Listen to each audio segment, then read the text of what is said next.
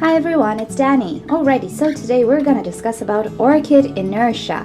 Now, if you look this term up on the internet, you'll most probably not find anything about it, simply because this is just the most suited word that I found to describe the phenomena that I'm gonna show you today. So, what do I mean by orchid inertia? Hope you know the definition of inertia. If you don't, I'll post a link down below, probably from Wikipedia, which explains what inertia is in physics.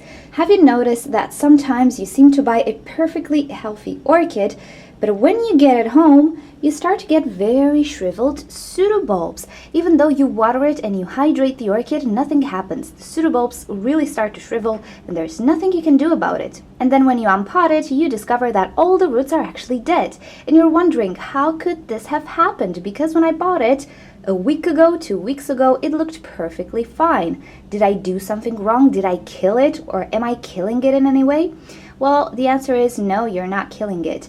I think I know what's happening. So, when you order an orchid from the store, most probably that orchid spent some time in transport, depending where it came from. Also, it might have spent some time in deposits or in the store. Now, sometimes people don't water orchids, and the result of that is actually drying up of the roots and eventually dying of the roots.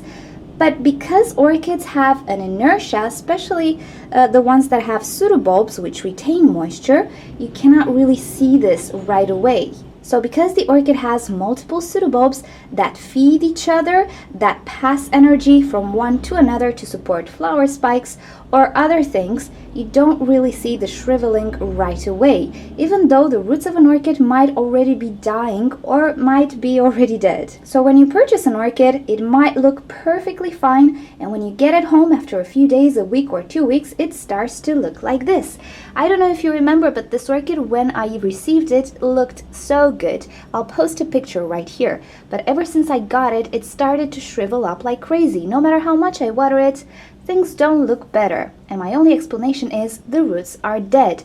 But because of this inertia, the orchid didn't show signs right away. So when you purchase an orchid like this, you think the roots are perfectly fine, when in fact they might actually be very dead and you cannot see through the pot. So the bottom line of this video is that if something like this happens to you, then this might be an explanation. I don't think you're doing anything wrong in most cases. I'm not going to generalize, but in some cases you might have to deal with an orchid that simply had a rough time on transport and it didn't show signs right away. Most orchids will not show signs right away because they are so adapted to withstand droughts for a period of time that they will not show signs a day prior to the problem occurring.